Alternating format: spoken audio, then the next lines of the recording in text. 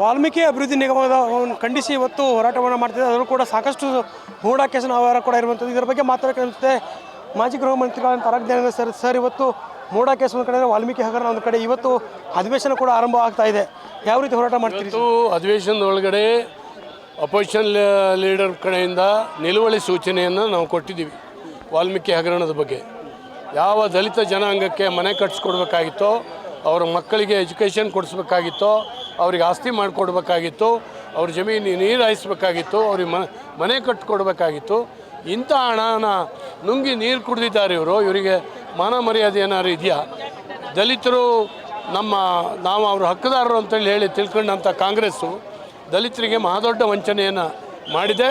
ಇದರಲ್ಲಿ ಒಬ್ಬ ಮಂತ್ರಿ ಅರೆಸ್ಟ್ ಆಗಿದ್ದಾರೆ, ಇನ್ನೊಬ್ಬ ಶಾಸಕ ಓಡೋಗಿದ್ದಾರೆ ತಲೆ ತಪ್ಪಿಸ್ಕೊಂಡು. ಸಿದ್ದರಾಮಯ್ಯ ಮತ್ತು ಡಿ ಕೆ ಶಿವಕುಮಾರ್ ಬುಡಕ್ಕೂ ಕೂಡ ಇದು ಬರ್ತದೆ. ಸರಿಯಾದಂಥ ಎನ್ಕ್ವೈರಿ ಆಗಬೇಕಷ್ಟೇ. ಸರ್, ಡಿ ಸಿ ಎಂ ಹೇಳ್ತಾರೆ ನಮ್ಮ ಶಾಸಕರು ಸಚಿವರು ಯಾವುದೇ ತಪ್ಪು ಮಾಡಿಲ್ಲ, ಅವ್ರ ಮೇಲೆ ಇಡೀ ಸುಮ್ಮನೆ ದಾಳಿಯನ್ನು ಮಾಡಿದೆ ಅಂತ ಹೇಳ್ತಾರೆ. ನೋಡಿ, ಇಡೀ ಸುಮ್ಮನೆ ದಾಳಿ ಮಾಡಿದ್ರೆ ಓಡೋಗ್ಬೇಕು ಯಾಕೆ? ಇಡೀ ಸುಮ್ಮನೆ ದಾಳಿ ಮಾಡೋದಾದರೆ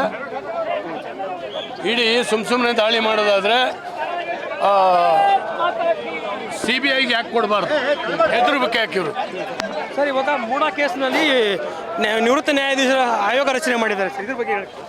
ಖಂಡಿತ ಸರ್, ಅದನ್ನ ಆಯೋಗ ರಚನೆ ಮಾಡಿ ಒಂದು 3-4 ವರ್ಷ ತಳ್ಳೋದು ಅಷ್ಟೇ, ಬೇರೆ ಏನಿಲ್ಲ. CBI ಕೊಡಲಿ, ಇವ್ರಿಗೆ ಭಯ ಯಾಕೆ CBI ಕೊಡಲಿಕ್ಕೆ? ಇದಿಷ್ಟು ಮಾಜಿ ಗೃಹ ಸಚಿವ ಅರಗ್ ದಾನೇಂದ್ರ ಅವರ ಮಾತು. ಕ್ಯಾಮರಾ ಪರ್ಸನ್ ಪಂಪ ಪರಿಸ್ಥಿತಿ ದುರ್ಗೇಶ್ ನಾಯಕ, ಗ್ಯಾರಂಟಿ ನ್ಯೂಸ್, ಬೆಂಗಳೂರು.